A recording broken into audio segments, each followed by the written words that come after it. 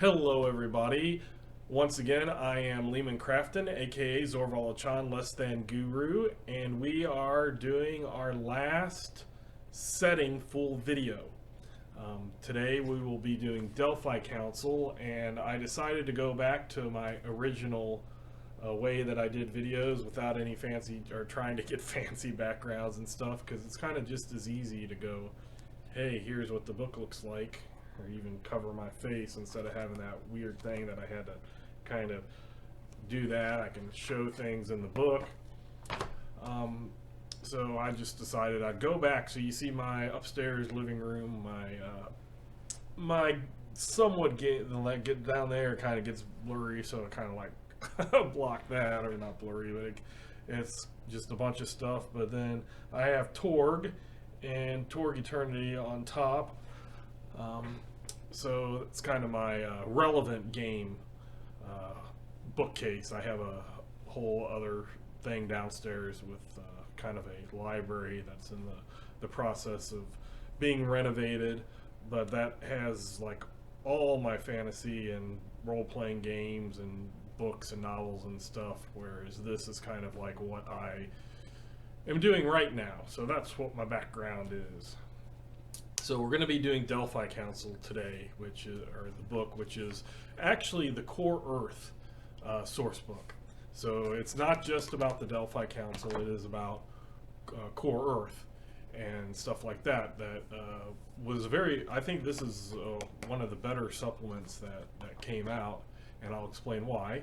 I do want to mention that I probably have 2 more videos after this. I'm going to have mechanics as one video, and then kind of wrap up thoughts and things that I think that Torg did that were pretty cool for game masters and resources and stuff like that they had.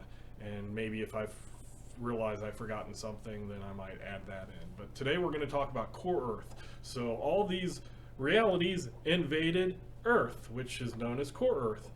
And it's what is Core Earth? It's supposed to have one of these this cosmverse that we live in, because it's supposed to take place on our in our cosm of Core Earth. But what makes Core Earth Core Earth? The possibilities. What are some of the things that help Core Earth people and things like that? So by mentioning Core Earth throughout all the other settings and kind of comparing to what modern is, Core Earth, the Torg Possibility Wars take place in the near now, which is basically just modern day. Like, it could be 5 hours from now, it could be tomorrow, it could be next week, next month. And in the case of original Torg, Torg Eternity came out, and I think it was 2017. So for what, 27 years? The near now was just whenever you wanted, and like I've mentioned before, every so many years I would update what the near now was to include modern technology. So when we look at the Delphi Council book, and you go, and like I said, pretty much all the source books at the back had character templates. So we have Magic of a 7, which is pretty low. It's equal to the Svarbravak Ravagon cosm that I talked about yesterday, but it's higher than Nippon Tech and higher than Living Land. It's lower than pretty much everything else. So the magic normally would not be able to cast spells with such a low axiom level. And the way that they got around casting spells, in my opinion, was really interesting, and I liked it a lot, and I'll explain that in a moment.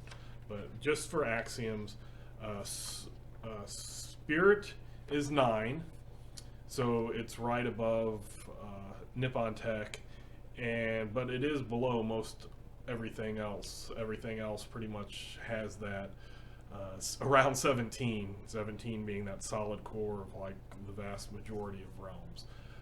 Tech, and I want to make sure it's the 23. It's 23. They have a misprint in this. I know social is not 9 for Core Earth. Did they misprint everything? Social should be 21. All these templates in the back of this book might have been, yeah, 21. It was misprinted with a 9, so that is interesting. It's just something I guess I never really noticed before. But tech is 23, so it's whatever modern is, and you go back as far back into time as you feel like it should be 23, and 22 ends and 23 begins. When I first started playing this and game mastering it in the early 90s, I basically had Tech 22 last until around Vietnam, and then Vietnam afterwards I made 23. I still kind of have it that way, but who knows, in 20 years I might think that that's way too much, and I might have Tech 22 move up to be around 2000 or something. But it's just one of those things as a game master. If you're playing an old Torg, original Torg, then you get to choose when those things are, if it's not set for a game that's now 30 years old. So, and I just said Tech is 21. That's something that I was missing at the beginning, because in Torg Eternity it has changed to 23, so that's something that I had to do. And then when I saw these 9s, I was getting confused.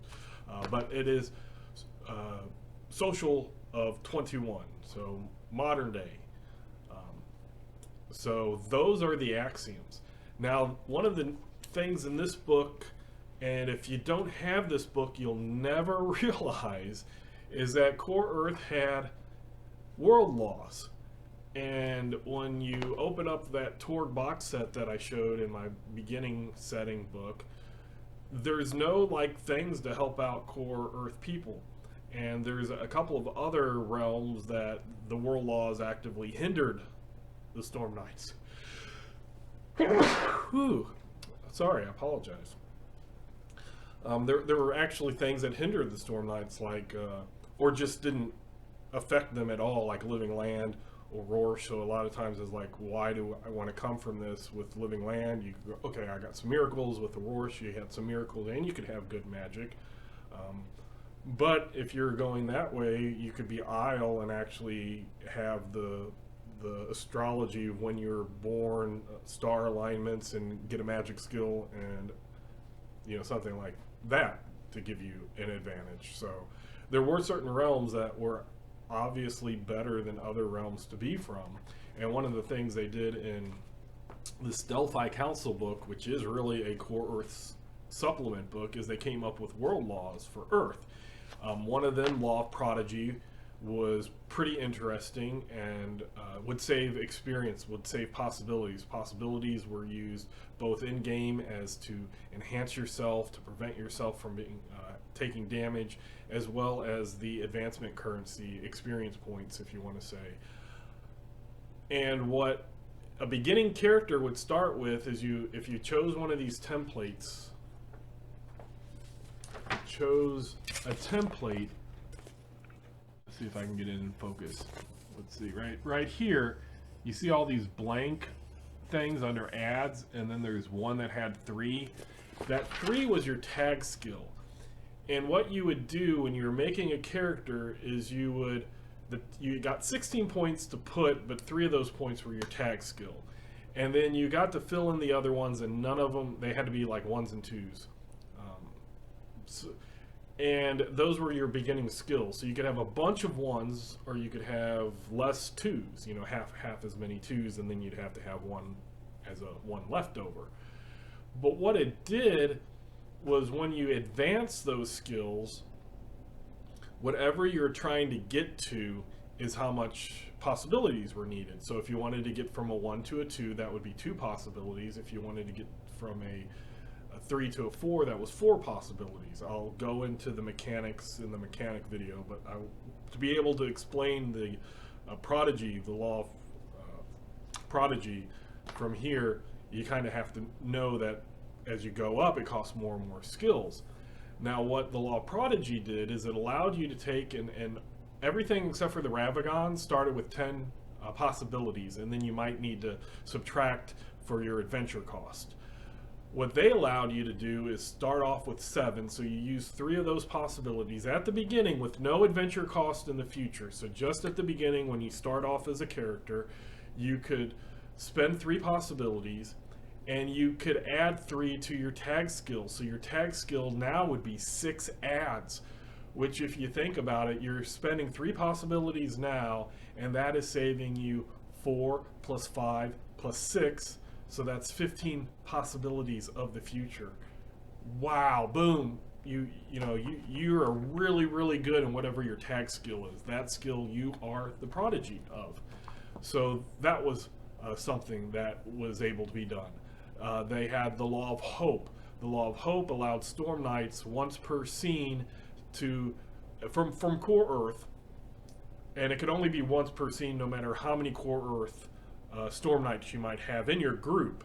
So if one person used this, then the other ones couldn't. But if you had one Core Earth, at least one Core Earth, once per scene, you could do a Seize Initiative, which there's a deck of cards that I'll get into in mechanics, hopefully tomorrow, and that will give you could act as if you played that Seize Initiative. Basically what it did is, if you liked the card that was initiative and had some things maybe on a conflict line that you liked, or it was a disadvantage to the villains, so it was good for you, you could choose to keep that card, or you could choose, if you didn't like the card that was flipped over, if you were like, oh, I don't really like that, and the next one came and you didn't like that, it was really bad for you or the group, or really good for the villains, you could choose to flip the next card over. So that was called Seize Initiative. It allowed, without having that drama card, you could just say, I'm seizing the initiative on this. So that was good once per scene. And then they have the Law of Glory, and I just read it, but I completely have forgotten in the last 5 minutes. That's right. Basically, if you're, as I talked about in the setting, storytelling was very important in Torg, the original Torg. The Storm Knight group had to do glorious deeds. They had to play a glory card. They had to then tell a story about, like, boast. They had to go out and tell that glorious story. It was the flip side of the Law of Fear that the Gauntman used. But the Storm Knights, to be able to rip up those stelae, first they had to infuse the ordinary people that have lost their possibility energy. They had to generate a little bit more so that they could withstand another transformation. And the Law of Glory gave them a +2 to that, the Core Earth people a +2 to that storytelling. So if you had that Core Earth storyteller, that gave them an advantage. And with the original Torg, that was something that might not seem very important, but on the grand scheme of defeating the High Lords and actually succeeding at the end goal, the long game, not what's just happening now, but the long game, very important. So those were 3 world laws. Now, while I'm talking about world laws, there is a house rule that was on the internet that Kansas Jim Torg Guru listed on his site. I'm not sure if he actually came up with it, but it's something that a lot of game masters did use, was that people from Core Earth got an extra card. So instead of having 4 cards in their hand at the beginning, they got 5 cards. And that was just a very common house rule. I used it as a house rule also. That just gave the Core Earth people something a little more, because their tech was decent and better than certain things, but their spirit was low, their magic was low. Social really didn't do much, except for you might be psionic, but if you were going psionic, you might go with the space god. So it just gave that little extra edge to the Storm Knights. One thing I really like as a anthropology person with an anthropology degree that I liked about this was the way that they did magic. And it is kind of a shame that they only used it as kind of talked about it for like voodoo magic, but basically their description, and they're right in the real world, is if you would consider, okay, now I'm saying this isn't right, but if how to say this and take the game world from the real and keep it separate, but talk about, okay, so real world, Whether or not you believe in magic or spiritual miracles happening or have happened, that's not the point. The point is, in the real world, there was never a magic system of people just saying words of power and casting spells, or even doing it innately, intuitively, or something like that. There was no people, humans, that just cast spells. If you look historically at spells, they are beseeching higher powers to do something.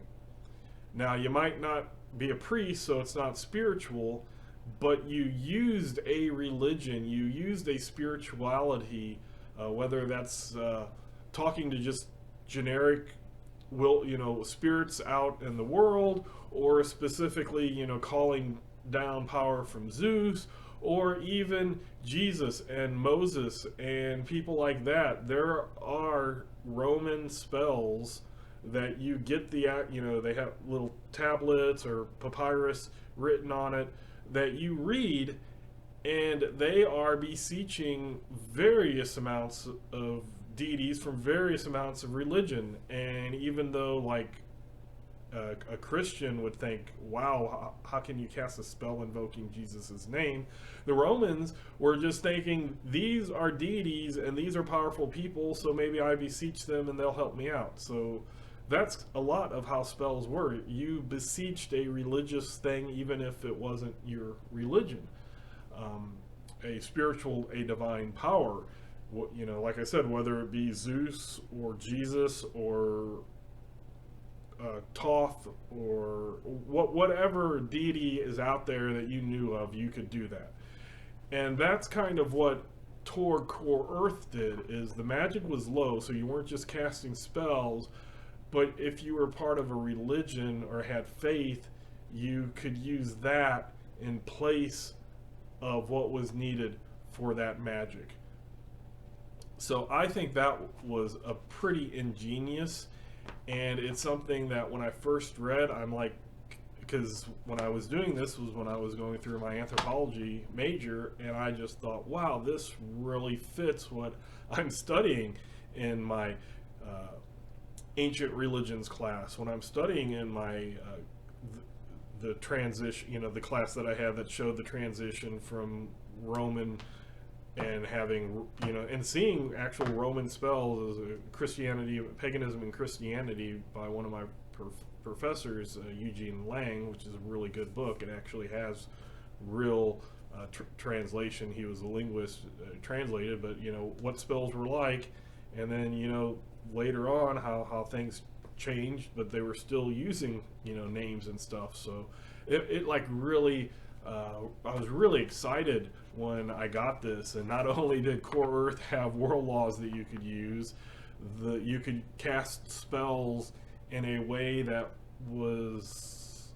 fit with our modern understanding of magic, not being Tolkien magic, fantasy magic, but historical magic. So that's something that I really like. The Delphi Council, for anybody who has not touched Torg original but knows about Torg Eternity, is absolutely the opposite, pretty much. In Torg Eternity, the Delphi Council is the nice, friendly people that bring in the Storm Knights and are coming up with all the missions to send the Storm Knights on, and collecting all the Eternity Shards and figuring out where to send people for the biggest impact against the High Lords. The Delphi Council in the original Torg was corrupt politicians of Core Earth who used the invasion to benefit themselves, set up I believe it was called they had set up files, Cassandra files, that weren't always just, let's do the best for Core Earth. It was let's take advantage of the situation for ourselves. It was a very selfish, greedy organization that, they were trying to battle also the High Lords, but they would bring stormers in, and if you were a storm knight trying to do the good thing and it went against whatever they planned, they were out to get you. So the Delphi Council was kind of the Core Earth's version of bad guys, in a sense. It kind of, in Torg Eternity, it's kind of that, they don't talk about it a lot in Eternity, but it's the Stormbreak movement of the Stormers who are all for Core Earth at all cost and don't care about any repercussions, or, you know, it's the end justifies the means, and however we get there, you know, we're going to do. It's similar-ish to the Delphi Council, but this book really doesn't have a lot of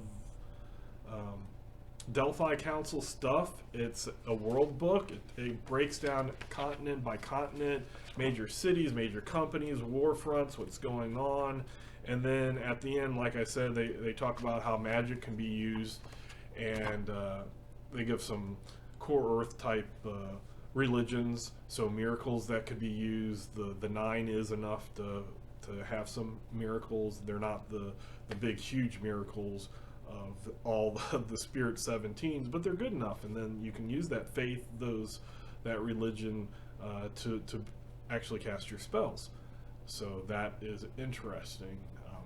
We're at 20 minutes, but basically that is the Core Earth setting. It's modern Earth, but with some belief systems as being real. So again, whether you believe in magic, whether or not you believe in miracles or stuff, historically they made this fit well with the idea that if in this reality of Core Earth, if there was magic and if there were miracles, how would they work? And in all honesty, I think they did a pretty good job of making that system realistic in that when you fit those two together. So tomorrow we will be doing mechanics, and then afterwards it'll probably be maybe a wrap-up video and some other, as you can see there's a lot of books that Torg came out with, adventure books and supplements and stuff, and I might go over some of those as well. I am, again, Zorval Chan, aka, I messed that up, I am Lehman Crafton, aka Zorval Chan, Less Than Guru. Got there and I was like, I'm supposed to put an AKA in there, but I already said, what, huh? No. So if you like, if you dislike, you can dislike, subscribe, and get this content. As a small addition, because I haven't hit the 30-minute mark, I don't need to, but it's just like all the other ones have been, for the majority, they're like that spiritual axiom of 17. Not all of them, but a majority of them have been around that 30-minute mark. I didn't want to say, once I do Torg Eternity, or Torg Original, I will do Torg Eternity. I will then do Palladium, and my planned Palladium game probably will be around February.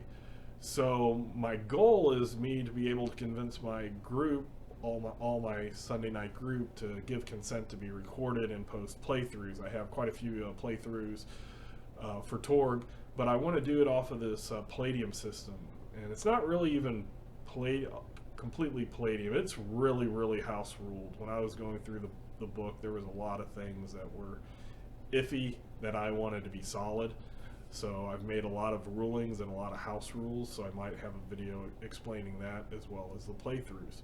So be sure to look at those. It's going to be a mix of old school, new school type mentality, which I had 3 videos based off of old school versus new school. So I'm going to do some mixing of things. So that might be interesting for people who want to see how different types of campaigns can play out with the 2 styles and how they might work together, and what you see as me liking better and less. So I'll try to say it right this time. So I am Lehman Crafton, aka Zorval Chan, Less Than Guru, and I thank you very much. I appreciate you watching my videos, and until next time, I'll see you around.